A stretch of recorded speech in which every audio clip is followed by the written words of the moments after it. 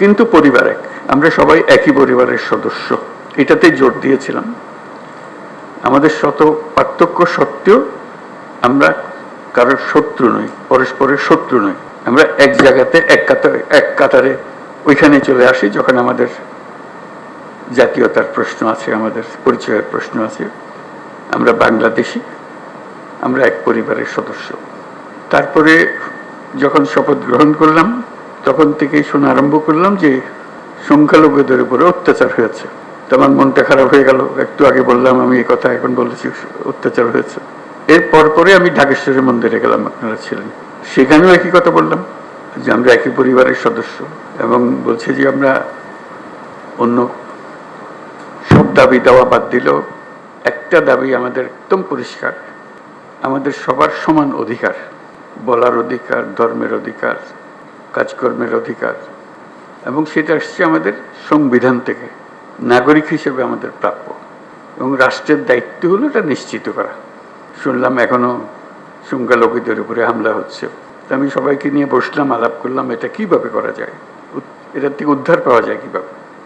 তখন দুর্গাপূজার সময় আসলো, তখন বললাম যে একটা সুযোগ, কারণ এখানে একটা বড় সমস্যা হইতে পারে, যেহেতু এটা পূজার ব্যাপার, আনন্দের ব্যাপার, উৎসবের ব্যাপার, এখানে হামলা হওয়ার সম্ভাবনা আছে।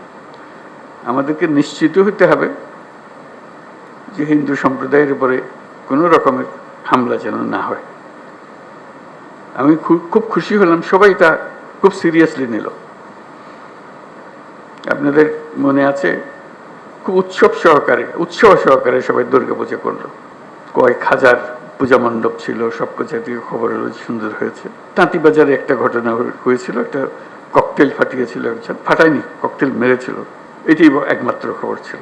তবু আনন্দিত হয়েছিলাম, নিশ্চিত হয়েছিলাম এই জন্য যে আমরা সবাই একযোগে, এবং সেখানে সবাই যোগদান করেছে। এটা শুধু হিন্দু সম্প্রদায়ের উৎসবের বিষয় ছিল না, এটা পুরা জাতীয় উৎসবে পরিণত হয়েছিল। সবাই উৎসব করেছে, ছেলে মেয়েরা গেছে, বুড়া বুড়িরা গেছে, মুসল্লিরা গেছে, মৌলানারা গেছে, সবাই গেছে, আনন্দ সহকারে করেছে।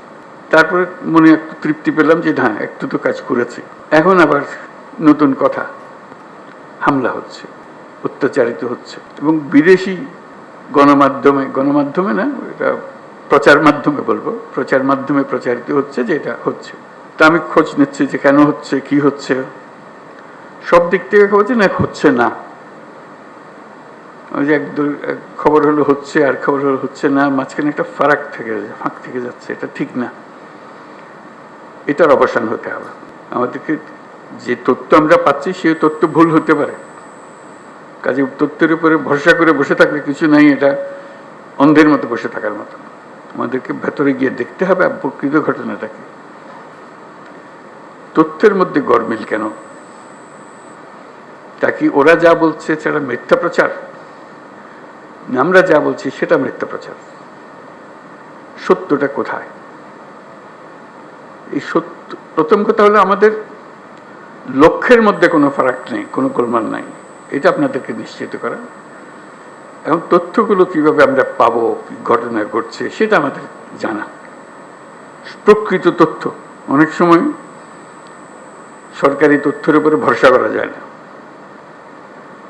কর্তা যা চায় সেভাবেই বলে দেয়, আসলটা মন খুলে বলতে চায় না, তো যেহেতু কর্তা নারাজ হবে তাতে। আমরা আসল খবরটা জানতে চাই, কিভাবে জানতে চাই, এবং সেই প্রক্রিয়াটা প্রতিষ্ঠিত করতে চাই। এটা শুধু আজকের দুদিনের গোলমালের কারণে একটু চঞ্চল হয়ে কথা বলছি তা না, প্রকৃত পক্ষে এটা স্টাবলিশ করতে চাই যে ঘটনা ঘটতে পারে। এটা এত বড় একটা দেশের মধ্যে কত রকমের কাণ্ড, তার মধ্যে একটা কাণ্ড হয়ে গেলে তাৎক্ষণিকভাবে যেন খবরটা পাওয়া যায় এবং সেটা সমাধান করা যায়। যে দিক থেকে দোষী তাকে বিচারের আওতায় আনতে হবে, এটাই হলো সরকারের দায়িত্ব। প্রথম কথা হলো যে এটা না হওয়াটা পরিবেশ সৃষ্টি করা, একটা যদি হয়ে যায় তাকে তাৎক্ষণিকভাবে সেটার প্রতিকারের ব্যবস্থা করা, এটাই হলো বিষয়। আমি যা বলছি আমার মনে হয় বাংলাদেশের বেশিরভাগ মানুষ তাই মনে করে, এভাবে হওয়া উচিত। যে আমরা যেহেতু এক পরিবারের মানুষ, কাজে এক পরিবারের মানুষ হিসেবে আমাদের সামগ্রিক দায়িত্বটা যেন আমরা পালন করতে পারি, সেই পারিবারিক দায়িত্বটা আমরা যেন সম্পন্ন করতে পারি। সেখানে তথ্যটা হলো বড় বিষয় এবং প্রতিকার। একটা হলো তথ্য, একটা হলো প্রতিকার। আমি পেলাম তথ্য, প্রতিকার পাচ্ছে না, এটা সমাধান করতে হবে। সমস্যা হয়ে গেলে সেটা সমাধান করতে হবে। সেই সমাধানটা আমরা কিভাবে করবো? আজকের আলোচনা এটা খোলাখুলি আলোচনা, সবাই আলাপ করব। আমাদের লক্ষ্যের মধ্যে কোনো গোলমাল নেই। এখন এই তথ্য প্রবাহটা কিভাবে হবে, দোষীকে কিভাবে ধরতে হবে, যাতে করে অন্যরা মেসেজটা পেয়ে যায় যে এখানে গোলমাল করে সুবিধা হবে না, বিপদে পড়বে। তার পরিবার জেনে যায়, তার প্রতিবেশী জেনে যায় যে সে ধরা পড়ছে, এবং ভবিষ্যতে কেউ উৎসাহিত না হবে। এরকম এক বাংলাদেশ আমরা করতে চেয়েছি, সেটার নামেই আমরা নতুন বাংলাদেশ বলেছি, এবং আমরা এটাতে বিশ্বাস করি। এটা শুধু কথা দিয়ে আপনাদেরকে সন্তুষ্ট করে আজকের মতো বিদায় নিলাম, ওরকম না। এটা এটা করতে হবে এবং দ্রুত করতে হবে। এটা ভবিষ্যতে একদিন হবে, এটা কথা বলে লাভ নেই।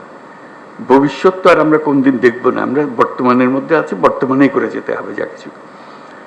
কাজেই সেটাই আপনাদের কাছে আরজ, যে খোলাখুলিভাবে আলাপ করবেন বিষয়টা, এবং এই তথ্যটা কিভাবে পাবো, কিভাবে সংগ্রহ করব, কিভাবে নিরাপদে সংগ্রহ করব, যে তথ্য দিচ্ছে সে আবার বিপদে পড়ে না যায়, মুশকিল তো, ওইটাও নিশ্চিত করা।